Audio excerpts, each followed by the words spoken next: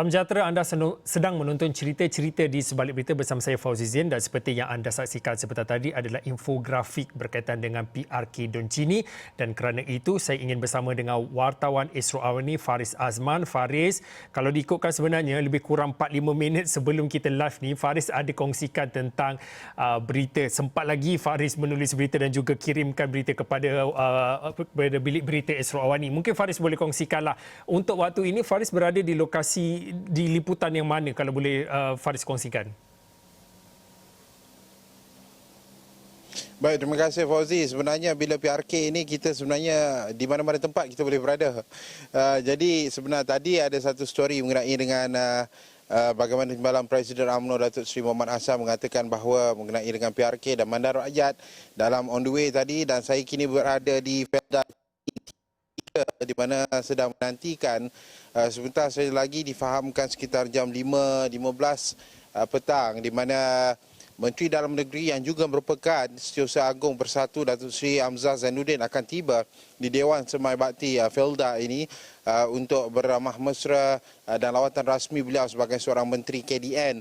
Dan sebenarnya Fauzi, dari satu tempat ke satu tempat setiap hari dari pagi sehingga ke petang sehingga ke malam, kadang-kadang itulah pergerakan PRK kempen ini, di mana kalau kita tahu kawasan ni Fauzi, kawasan di Cini ini bukanlah besar tetapi agak jauh sebenarnya. Dari Fedah Ciri Timur ini pergi ke tempat yang saya kirimkan berita tadi mengambil masa lebih kurang setengah jam. Jadi itulah kawasannya, ada juga 40 minit, 50 minit, tetapi telekomunikasinya agak teruk di sini sebenarnya Fauzi. Mungkin faktor telekomunikasi itu mungkin akan menjadi tumpuan Faris dalam liputan berikutnya. Tetapi untuk waktu ini, setelah 7 ataupun 8 hari kempen secara keseluruhannya, kalau boleh saya bahagikan pada pusingan pertama dan pusingan kedua menjelang pada hari pengundian Sabtu depan. Faris boleh kongsikan tak, kalau pada permulaannya Faris ada kongsikan berkaitan dengan normal baharu PRK Don Cini ini pada awalnya kelihatan begitu hambar. Bagi mereka yang selalu mengikut rapat tentang kempen PRK ini, mereka boleh bezakan sebelum pada pandemik COVID-19 ni, dan juga ini adalah merupakan PRK yang pertama normal baharu dalam fasa pandemik. Mungkin Faris boleh kongsikan hari ke-8 kempen PRK, suhunya macam mana? Kalau pada awalnya kata hambar, kemudian dah kembali katanya dah semakin hangat. Hari ke-8 ni bagaimana? Sebab kalau kelihatan daripada laporan berita yang Faris kongsikan, sudah ramai pemimpin-pemimpin daripada parti politik turun untuk berkempen juga. Mungkin secara keseluruhannya hari ke-8 suhu politik ni bagaimana? Hari ke-8 suhunya makin panas. Sebenarnya jam 5 petang pun boleh panas. Macam inilah panas sebenarnya Fauzi. Hari ke-4 agak hambar ke hari pertama, kedua, ketiga, ke-4. Hari ke-5 mula panas sedikit dan hantar politiknya semakin panas. Di mana jentera-jentera parti, pemimpin-pemimpin besar parti-parti politik yang bertanding turun setiap hari lebih kurang pagi hingga ke malam, dan saya boleh katakan hari ini saja lebih kurang 5 ke 6 pemimpin berada di sekitar sini ini untuk bertemu pengundi. Jadi kehangatan politiknya itu terasa sebenarnya. Sudah tentu mengenai dengan kestabilan politik negara dan sebagainya, itu antara soalan-soalan kami ajukan juga, dan begitu juga. Tapi apa yang menariknya sebenarnya Fauzi, mungkin saya nak kongsikan sedikitlah. Kalau Fauzi katakan PRK, kita tahu PRK sebelum-sebelum ini bagaimana, tetapi kehangatan politik di PRK N23 ini agak menarik apabila tiada provokasi di antara calon-calon yang bertanding sebenarnya. Kalau kita katakan, ya, calon BN, tetapi tiada parti yang sebesar BN yang bertanding bagi PRK N23, tetapi calon bebas ada. Tetapi selalunya apabila calon bebas ataupun calon-calon lain, terdapat provokasi di beberapa PRK terdahulu. Tetapi kali ini politik matang itu lebih kita nampak sebenarnya di PRK N23, Fauzi.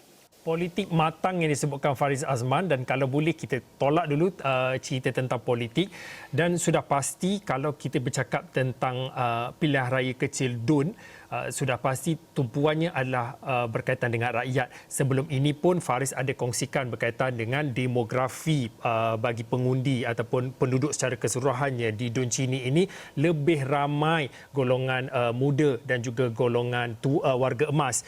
Dan pastinya kalau terkait dengan golongan muda, isu soal pekerjaan yang menjadi keutamaan mereka kerana kelihatan dan seperti yang pernah dikongsikan oleh Faris, ramai anak muda berhijrah ke bandar yang terdekatnya adalah Pekan untuk mencari pekerjaan. Selain daripada isu-isu itu dan juga selepas ini saya nak tanya tentang masyarakat orang asli, tapi kita fokus pada golongan muda. Apa lagi isu setelah 8 hari Faris berada di Dun Chini, apa lagi isu yang terkait dengan golongan muda ini? Baik, sebenarnya isu golongan muda di Felda, terutama kalau kita katakan di Felda, terutama di Chini ini, kalau saya kongsikan sebenarnya peluang pekerjaan, itu benar. Itu antara, kalau dalam 10 golongan muda, boleh katakan 9 daripada mereka mengatakan mereka mahukan pekerjaan yang lebih, pendapatannya yang lebih untuk memperkembangkan lagi ekonomi mereka. Tetapi selain daripada peluang-peluang pekerjaan yang disediakan oleh wakil rakyat ataupun pembangunan-pembangunan di sekitar kawasan sini, ada lagi masalah-masalah seperti kalau kita katakan bantuan, di mana ada juga bantuan-bantuan ibu tunggal yang sebelum ini diberikan, ya mereka berikan, boleh dikatakan selain mereka menunggu, inspirasi Cini di sini saya tertarik juga, masalah mereka tukarkan kepada peluang. Itu seperti ibu tunggal yang berniaga secara online, pengusaha-pengusaha cendawan tanaman dan sebagainya. Ini semua adalah mereka-mereka yang bertekad dan mahu ke arah yang lebih bagus. Tetapi kalau ikutkan masalah bagi golongan-golongan ini, Semua Fauzi, berbalik kepada soalan anda, selain peluang pekerjaan, masalah sosial dan masalah ekonomi, itu antara masalah utama sebenarnya golongan muda ini. Mereka mahukannya itu dulu kerana mereka tidak mahu berhijrah. Ada di antara mereka mempunyai pendidikan yang agak tinggi, ada yang sarjana muda, ada juga yang diploma dan sebagainya, ada juga mereka diploma kejuruteraan, tetapi mereka balik dan hanya berniaga buah kerana mereka mahu membantu keluarga. Jadi itu peluang-peluang yang mungkin boleh dilihat dari sudut yang agak besar kepada wakil rakyat yang akan dipilih nanti, Fauzi. Itu antara isu utama golongan-golongan muda, Fauzi. Okey, Faris, tadi Faris berkongsi tentang isu yang terkait dengan golongan muda. Tadi saya dah nak tanyakan tentang Faris berkaitan dengan satu lagi kumpulan ataupun komuniti yang perlu diberi perhatian khususnya di Dun Chini, iaitu masyarakat orang asli. Sebelum ini Faris sudah kongsikan kepada saya dan juga penonton di Esro Awani berkaitan, kalau cakap pasal masyarakat orang asli di Dun Chini, pastinya terkait dengan isu air. Kalau dalam laporan berita yang terbaru yang dikongsikan oleh Faris, iaitu berkaitan dengan rintihan masyarakat orang asli di Kampung Tasik Mentiga mengenai isu tanah dan juga gangguan air, ada satu lagi komuniti orang asli di Kampung Tanah Putih dan juga Binjai yang menurut daripada apa yang Faris kongsikan, mereka terpaksa menggunakan buah kelapa sawit sebagai bahan bakar menjelang malam gara-gara ketiadaan kemudahan bekalan elektrik. Mungkin boleh Faris kongsikan lagi, mungkin ada sisi pengalaman dan juga cerita yang lebih rapat dengan mereka yang berada di sana yang boleh dikongsikan oleh Faris. Baik, sebenarnya Fauzi, kalau kita tahu masyarakat orang asli ni kalau duduk di pulau-pulau, ya mereka tidak ada bekalan elektrik, dan kalau duduk di tapi ada juga inisiatif yang mengatakan ataupun yang mewujudkan membina tenaga solar, contohnya apabila mereka jauh di pendalaman. Tetapi di kawasan Taman Tasik ataupun Tasik Mentiga, semalam saya laporkan, tetapi selepas itu Tanah Putih, Kampung Tanah Putih, ada Binjai 1, Binjai 2. Saya agak terkejut sebenarnya sisi-sisi yang agak beremosi apabila kita pergi ke kampung itu, agak dalam tetapi berada di jalan besar sebenarnya, masuk ke dalam kelapa sawit, dan ada juga jalan tar yang telah pun diturap. Tetapi mereka tiada bekalan elektrik daripada dulu lagi. Jadi ini agak mengejutkan.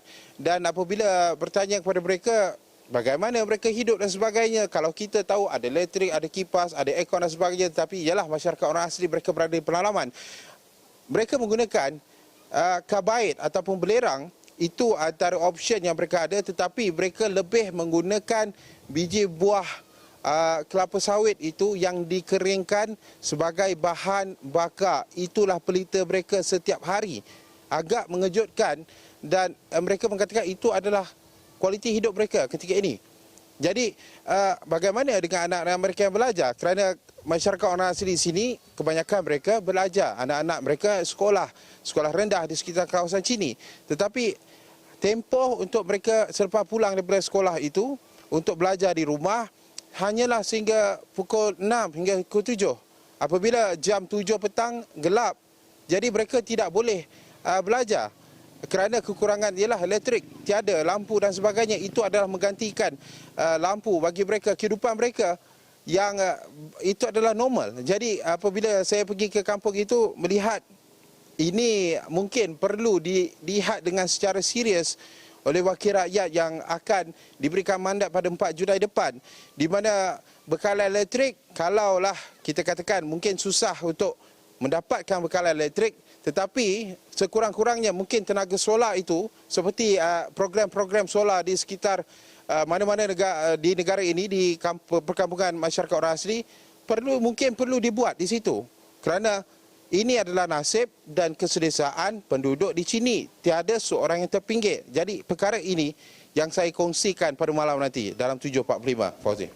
Faris, daripada apa yang Faris katakan dan frasa tiada siapa yang terpinggir, dan tadi Faris pun ada cakap kalau masyarakat orang asli ini normal bagi mereka ketiadaan elektrik tu, tetapi dalam konsep dan dalam mana kita mengangkat tiada siapa yang terpinggir dalam arus pembangunan secara keseluruhannya, mungkin Faris kalau boleh, saya bukan nak suruh Faris menangis ataupun bagaimana, mungkin emosi bila Faris berdepan dengan situasi itu mungkin agak luar biasa bagi Faris, yang mungkin fasiliti di kemudahan Faris ada di bandar berbeza dengan apa yang Faris lihat.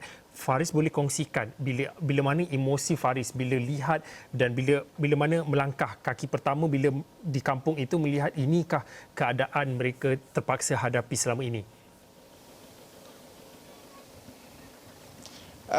Emosi itu apabila kita melihat sebenarnya masyarakat orang asli sekarang lebih moden. Tetapi ada juga yang mempunyai tenaga solar, itu yang paling kita katakan, itu yang paling mungkin teruklah saya boleh lihat dari segi mata kasar saya. Tetapi apabila melangkah ke kawasan itu, mereka ada motor sebenarnya. Tetapi apabila tiada elektrik menggunakan itu, saya terasa seperti saya berada di tahun 60-an, 70-an, yang ketika itu bekalan elektrik bukanlah satu kemudahan asas yang boleh kita nikmati. Jadi perkara itu yang agak kita tidak boleh katakan sukar untuk kita lihat, oh ini keadaan mereka. Jadi ia memberikan semangat untuk saya juga untuk membuat cerita di sebalik kisah PRK ini. Ini adalah bukan penderitaan, tetapi ini adalah harapan masyarakat orang asli yang berada di sekitar. Mungkin mereka diberikan bantuan sebelum ini, tetapi mereka mahukan penambahbaikan kerana mereka tidak ada keperluan-keperluan asas ataupun kemudahan asas ini. Jadi mungkin inilah caranya sebenarnya sebagai seorang wartawan, Zunia Fauzi, untuk perkara yang agak pelik di hadapan kita itu, kita berikan kepada mereka supaya orang yang berada di atas ataupun pihak-pihak wakil rakyat ini dapat memberi perubahan kepada kehidupan mereka yang mungkin agak ke belakang sebenarnya, Fauzi. Faris, kalau boleh lebih kurang dalam 1-2 minit ini, kalau boleh Faris kongsikan, tadi Faris saya katakan emosi bila berada di sana. Tetapi bagi sebagai seorang wartawan, pengalaman itu cukup penting bila mana kita lihat kembali liputan yang kita pernah lakukan. Tetapi tugas itu perlu dilakukan walaupun emosi kadang-kadang ada rasa macam takut, ada rasa sedih dan perasaan itu bercampur bau. Bagi seorang wartawan dan mungkin boleh kongsikan bagaimana Faris keluar daripada zon itu, dalam mana untuk menyiapkan tugasan yang diberikan?